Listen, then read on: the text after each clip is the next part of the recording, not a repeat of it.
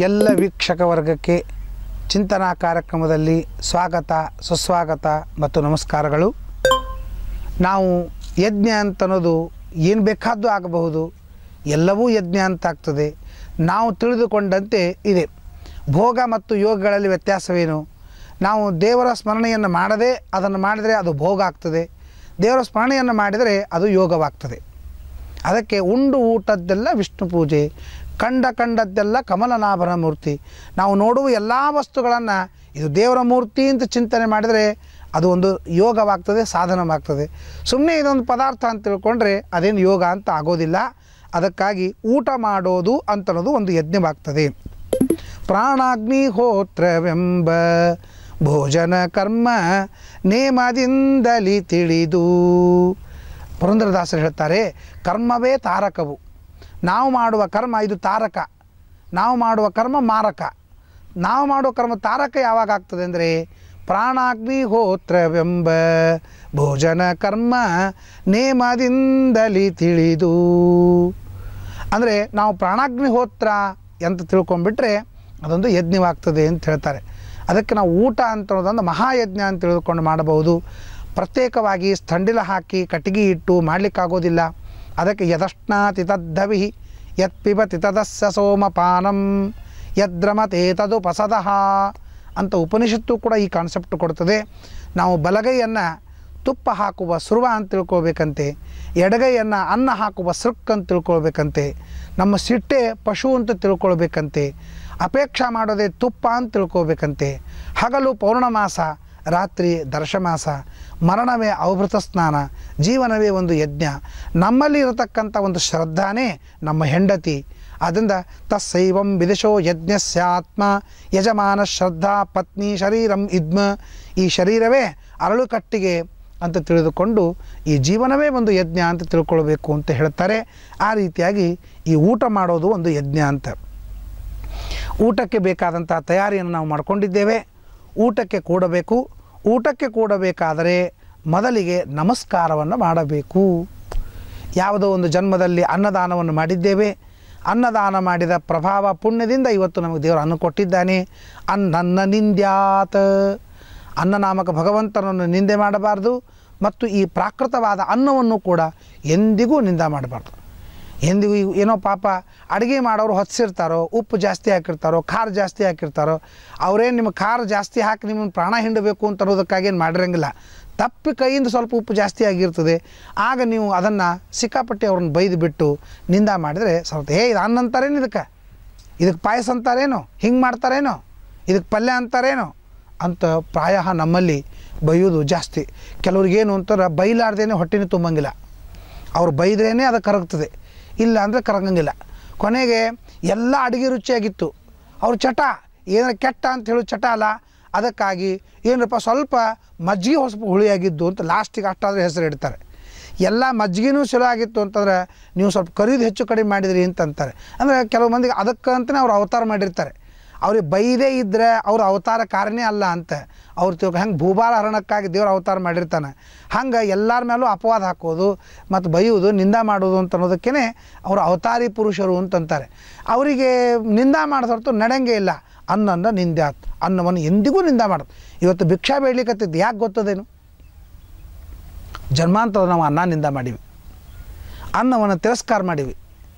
ಎಂದಿಗೂ ಕೂಡ ಅನ್ನವನ್ನು ನಿಂದ ಮಾಡಬೇಕು. ಅದಕ್ಕೆ ಅನ್ನಕ್ಕೆ ನಮಸ್ಕಾರವನ್ನು ಮಾಡಬೇಕು, ದೇವರ ಸ್ಮರಣೆ ಮಾಡಬೇಕು. ಭಗವಂತ, ಯಾವುದೋ ಜನ್ಮದೊಳಗೆ ನಾನು ಅನ್ನದಾನವನ್ನು ಮಾಡಿದ್ದೇನೆ, ಆ ಜನ್ಮದ ಪುಣ್ಯವನ್ನು ನೀನು ನೆನಪಿನಲ್ಲಿ ಇಟ್ಟುಕೊಂಡು ಈಗ ನನಗೆ ಹಸಿವೆ ಆದಾಗ ಅನ್ನವನ್ನು ಕೊಡ್ತಾ ಇದ್ದಿ ಅಂತಂದಮೇಲೆ ಇದಕ್ಕಿಂತಲೂ ದೊಡ್ಡ ಭಾಗ್ಯವೇನು? ನಿನ್ನ ಉಪಕಾರ ಅನಂತವಾಗಿದೆ ಅಂತ ಭಗವಂತನ ನಮಸ್ಮರಣೆಯನ್ನು ಮಾಡಿ ಅವನು ಮಾಡುವ ಉಪಕಾರವನ್ನು ಸ್ಮರಣೆ ಮಾಡಿ ಊಟಕ್ಕೆ ಕೂಡಬೇಕು ಅಂತಂತಾರೆ. ಜಲದಿಂದ ಪ್ರದಕ್ಷಿಣೆಯನ್ನು ಹಾಕಬೇಕಂತೆ. ಮೊದಲಿಗೆ ತಿನ್ನುವ 5 ಆಹುತಿಗಳು ಪ್ರಾಣಾಹುತಿ ಅಂತಂತಾರೆ. ಪ್ರಾಣನಿಗೆ ಆಹುತಿಯನ್ನು ಕೊಡಬೇಕು. ನಮ್ಮಲ್ಲಿ ಪ್ರಾಣಕೋಶ ಇದೆ. ಪ್ರಾಣಕೋಶ ಅದು ಹಸಿವಿ ನೀರಡಿಕೆಯನ್ನು ಮಾಡಿಸ್ತದೆ. ಅದಕ್ಕೆ ಬೇಕಾದದ್ದು ಊಟ ಅಷ್ಟೇ ಹೊರತು ರುಚಿ ಅಲ್ಲ. ರುಚಿ ಬೇಕಾದದ್ದು ನಾಲಿಗೆಗೆ, ಊಟ ಬೇಕಾದದ್ದು ಪ್ರಾಣಕ್ಕೆ. ಸ್ವಲ್ಪ ಅನ್ನ ಆದರೆ ಸಾಕು, ಅದು ತನ್ನ ಕೆಲಸ ಮಾಡ್ತದೆ. ಪ್ರಾಣಾಹುತಿ ಅಂತ ಕೊಡ್ತಾರೆ. ಅದಕ್ಕೆ ವಾಯುಯಜನ ಅಂತಂತಾರೆ. ವಾಯುಯಜನ ಅಂತಂತಾರೆ. ಮೊದಲೇ ದಿನ 5 ತುತ್ತು ತೊಗೋತೀವಿ, ಅದು ವಾಯುಯಜ್ಞ ಅಂತಂತಾರೆ. ನಾವು ಬ್ರಾಹ್ಮಣರೊಳಗೆ ಮೊದಲೇದ್ದೊಂದು ಆಪೋಷಣ ತೊಗೋತೀವಿ, ಕೊನೆದೊಂದು ಆಪೋಷಣ ತೊಗೋತೀವಿ.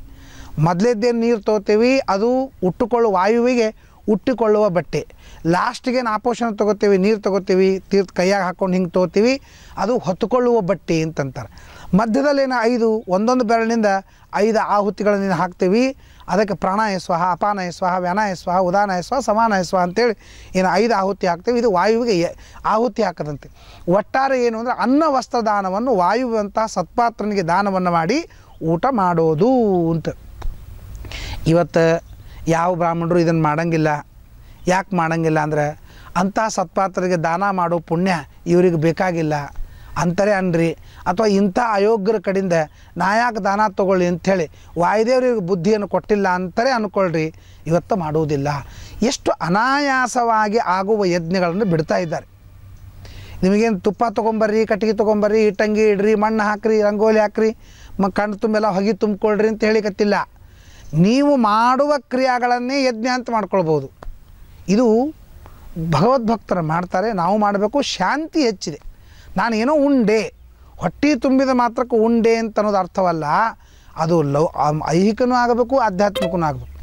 ನಮ್ಮ ಇಡೀ ಶಾಸ್ತ್ರದ ಕಾನ್ಸೆಪ್ಟೇ ಹಂಗೆ. ಯಾವುದೇ ತೊಗೊಳ್ರಿ, ಒಂದು ಐಹಿಕ ಆಗಬೇಕು, ಒಂದು ಆಧ್ಯಾತ್ಮಿಕ ಆಗಬೇಕು ಅಂದ್ರೇ ಅದಕ್ಕೂ. ಈಗ ನೋಡಿರಿ, ಪಾಯಸ, ರಾಮನಾಮ ಪಾಯಸಕ್ಕೆ ಕೃಷ್ಣ ನಾಮ ಸಕ್ಕರೆ, ವಿಠಲ ನಾಮ ತುಪ್ಪವ ಬೆರೆಸಿ ಸುರಿಸಿ ಬಾಯಿ ಚಪ್ಪರಿಸಿ, ರಾಮನಾಮ ಪಾಯಸಕ್ಕೆ. ನಾವು ಪಾಯಸ ಅಂತ ಅನ್ನೋದೇನದ, ಇದು ಒಳಗೊಂದು ಹೊರಗೊಂದು ಅಂತ ಮಾಡಿರು. ಭಗವಂತ ರಾಮನಾಮ ಅಂತನ್ನೋದೇ ಒಂದು ಪಾಯಸ, ಕೃಷ್ಣನಾಮ ಅಂತನ್ನೋದೇ ಒಂದು ಸಕ್ಕರೆ, ವಿಠಲ ನಾಮ ಅಂತನ್ನೋದೇ ಒಂದು ತುಪ್ಪ. ಇದನ್ನು ಕಲಿಸಿ ನೀವು ತಿನ್ನಿರಿ ಅಂತಂತಾರೆ. ಇದು ಆಧ್ಯಾತ್ಮಿಕ ಪಾಯಸ. ಲೌಕಿಕ ಪಾಯಸ ಅಂದ್ರೆ ರವೆ, ಸಕ್ಕರೆ, ಬೆಲ್ಲ ಹಾಕಿ ತುಪ್ಪ ಹಾಕಿ ನಾವು ಏನು ತಿಂತೀವಿ, ಇದು ಲೌಕಿಕ ಪಾಯಸ. ಇದು ಹೊರಗಿನ ಪಾಯಸ, ಅದು ಒಳಗಿನ ಪಾಯಸ.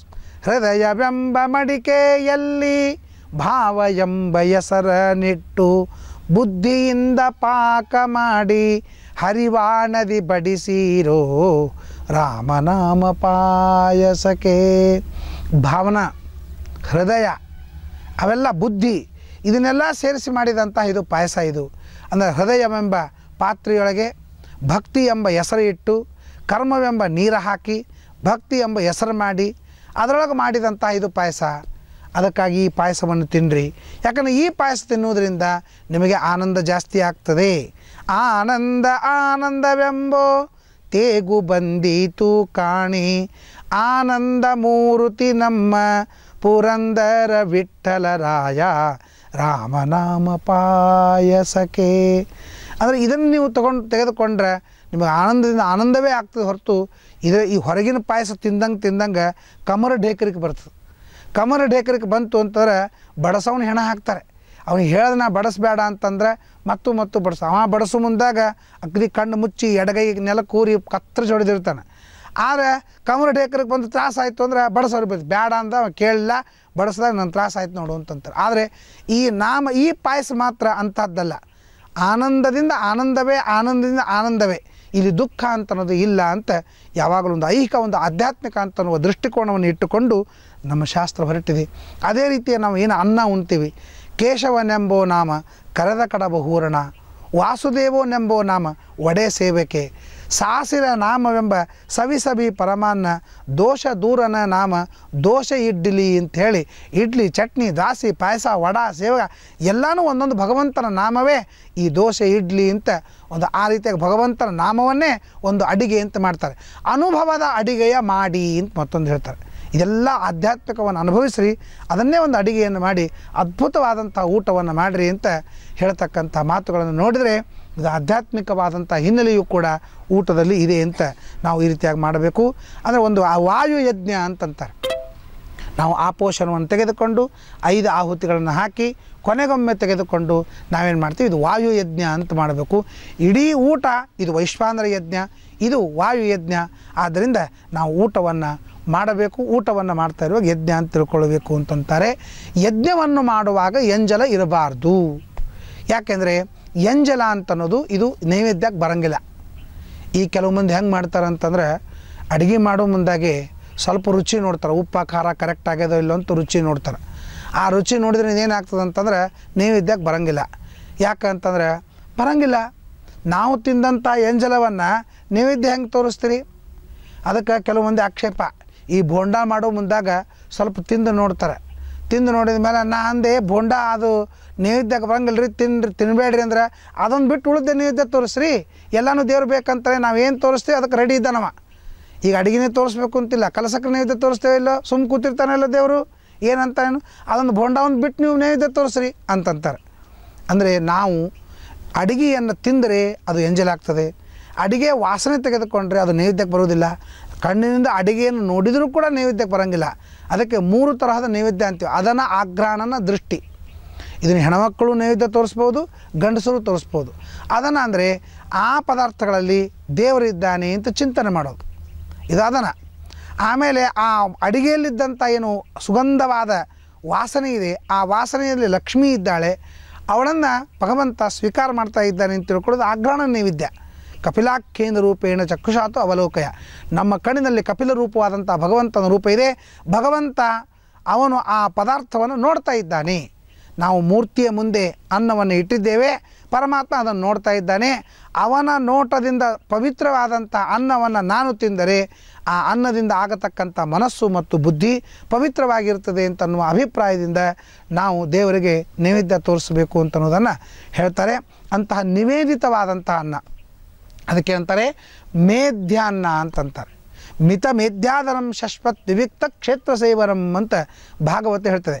ಮಿತ ಮತ್ತು ಮೇಧ್ಯ, ಮಿತ ಅಂದ್ರೆ ಲಿಮಿಟೆಡ್ ಆದ ಆಹಾರ ತಿನ್ನಿರಿ, ಮೇಧ್ಯ ಅಂದ್ರೆ ಪವಿತ್ರವಾದ ದೇವರಿಗೆ ನಿವೇದನ ಮಾಡಿದಂತಹ ಅಥವಾ ಯಜ್ಞದಲ್ಲಿ ಆಹುತಿ ಹಾಕಿ ಉಳಿದಂತಹ ಅನ್ನವನ್ನು ನೀವು ತಿನ್ನಿರಿ ಅಂತ ಈ ರೀತಿಯಾಗಿ ಮಿತ ಮೇಧ್ಯಾದನಂ ಶಶ್ವತ್. ಯಾವಾಗಲೂ ತಿನ್ನಬೇಕಾದ್ರೆ ದೇವರಿಗೆ ನಿವೇದನ ಮಾಡಿದಂತಹ ಅನ್ನವನ್ನೇ ನಾವು ತಿನ್ನಬೇಕು, ಮಿತವಾಗಿ ತಿನ್ನಬೇಕು. ಇನ್ನೂ ಹೊಟ್ಟೆಯೊಳಗೆ ಅವಕಾಶ ಅದ ಅಂತ ಅಲ್ಲಿಕ್ಕಾಗೇ ತಿಳ್ಕೋಬೇಕು ಹೊರತು ಇದ್ರ ಎಕ್ಸ್ಟ್ರಾ ಹೆಚ್ಚಿಗೆ ತಿನ್ನಬಾರ್ದು. ಯಾಕಂದ್ರೆ ದೊಡ್ಡ ಪಾಪದ. ಈಗ ನೋಡಿರಿ, ನಮ್ಮ 2 ಭಕ್ರಿ ತಿಂದ್ರೆ ನಮ್ಮ ಹೊಟ್ಟೆ ತುಂಬ್ತದಂತಂದ್ರೆ 2 ಭಕ್ರಿ ಅಷ್ಟೇ ನಮಗೆ ಯೋಗ್ಯ. ನಮಗೆ ಪಲ್ಯ ರುಚಿಯಾಗಿದೆ, ಚಟ್ನಿ ರುಚಿಯಾಗಿದೆ ಅಂತೇಳಿ ಇನ್ನು ಎಕ್ಸ್ಟ್ರಾ 2 ಭಕ್ರಿ ತಿಂದರೆ ಅದು ಕಳ್ಳತನದ ಊಟದು. ಯಾಕೆಂದರೆ ಇನ್ನೊಬ್ಬ ಹಸದವ ಆ 2 ಭಕ್ರಿ ತಿನ್ಲಿಕ್ಕೆ ಅವ ಯೋಗ್ಯ, ಅದು ಅವನ ಪಾಲಿಂದದು. ಅವನ ಪಾಲಿಂದ 2 ಭಕ್ರಿ ನಾವು ಎಕ್ಸ್ಟ್ರಾ ತಿಂದೇವಿ ಅಂತಂದರೆ ಅದು ದೋಷ ಆಗ್ತದೆ. ಅದಕ್ಕೆ ನೀವು ಊಟಕ್ಕೆ ಬಡಿಸೋ ಮುಂದಾಗ ನೋಡ್ಕೊಂಡು ಬಡಿಸ್ರಿ, ಸುಮ್ಮನೆ ಆಗ್ರಹ ಮಾಡ್ಲಿಕ್ಕೆ ಹೋಗಬೇಡ್ರಿ, ಆ ಪದಾರ್ಥವನ್ನು ಚಲಿಸ್ಬೇಡ್ರಿ. ಚಲಿಸಿದ್ರೆ ಎಕ್ಸ್ಟ್ರಾ ತಿಂದರು ಅಂತಂದ್ರೆ ಅದು ಇನ್ನೊಬ್ಬರ ಪದಾರ್ಥವನ್ನು ಕಸ್ಕೊಂಡು ತಿಂದಂಗೆ ಆಗ್ತದೆ, ಅದು ಚೌರ್ಯಧನ ಅಂತ ಆಗ್ತದೆ. ಅದಕ್ಕಾಗಿ ಊಟ ಮಾಡುವಾಗ ಇದೆಲ್ಲ ಎಚ್ಚರಿಕೆಯನ್ನು ಇಟ್ಟುಕೊಂಡು ನಾವು ಊಟವನ್ನು ಮಾಡಿ ಭಗವಂತನ ನಾಮಸ್ಮರಣೆಯನ್ನು ಮಾಡ್ತಾ ಇದೊಂದು ಮಹಾಯಜ್ಞವನ್ನು ಮಾಡ್ತಾ ಇದ್ದೇನೆ ಅಂತ ಪ್ರಾಣಾಗ್ನಿಹೋತ್ರ ಅಥವಾ ವಿಶ್ವಾಂದ್ರ ಯಜ್ಞ ಅಂತ ತಿಳಿದುಕೊಂಡು ಊಟವನ್ನು ಮಾಡಿ ಭಗವಂತನ ಅನುಗ್ರಹಕ್ಕೆ ಪಾತ್ರರಾಗಬೇಕು ಅಂತ ತಮ್ಮಲ್ಲಿ ಕೇಳ್ಕೊಳ್ತಾ ಇದ್ದೇನೆ. ನಮಸ್ಕಾರ.